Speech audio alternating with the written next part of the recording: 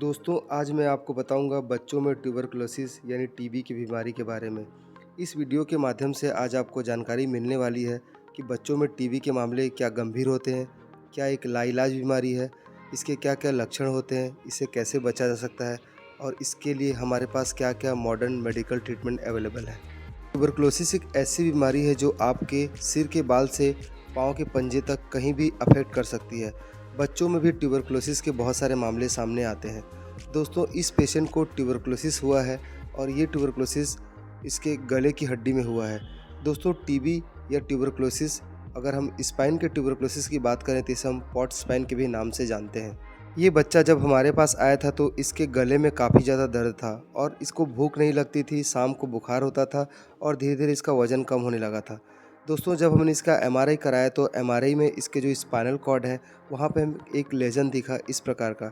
अगर इस आप एमआरआई को ध्यान से, अगर आप एक लेमैन भी हैं, तो भी देखेंगे तो आपको स्पष्ट नज़र आएगी कि ये हड्डी तो नॉर्मल है, लेकिन बीच में कहीं पे कुछ मवाद सा या फिर कुछ एक अलग सा स्ट्रक्चर दिख रहा है।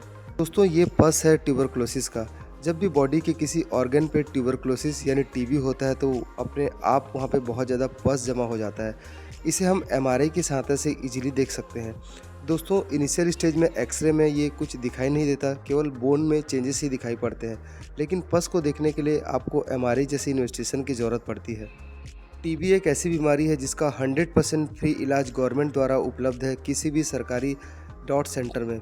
दोस्तों, डॉट सेंटर में ऐसे पेशेंट जिनको ट्यूबरकुलोसिस की समस्या है, चाहे वो लंग्स का हो, किडनी का हो या फिर किसी बोन का, वहाँ पे आपको एक बार एनरोल करना होता है और डॉट्स सेंटर से जब आप एटीटी यानी एंटी ट्यूबरकुलर ट्रीटमेंट लेते हैं तो आपकी जो बीमारी है वो ठीक होना शुरू हो जाती है। भी आप ये दवाई लेते हैं तो सबसे पहले आपकी भूख वापस आ जाती है, शाम को जो इवनिंग राइज टेम्परेचर यानी जो बुखार होता है वो कम हो जाता है।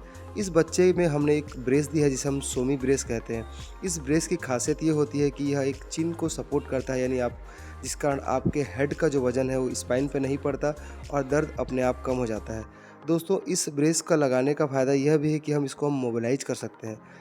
टीबी की जो समस्या होती है, यदि इसकी अर्ली डायग्नोसिस हो और समय पर इसका ट्रीटमेंट लिया जाए तो बोन की रिमॉडलिंग बहुत ही अच्छी होती है और इसे पूरी तरह से निपटारा किया जा सकता है। दोस्तों, अगर आपने सही टाइम में दवाई लिया तो आप बड़ी सर्जरी से बच सकते हैं और सबसे अच्छी बात यह है कि टीबी के सारे ट्रीटमेंट आपको गवर्नमेंट सेटअप पे इजीली अवेलेबल हैं।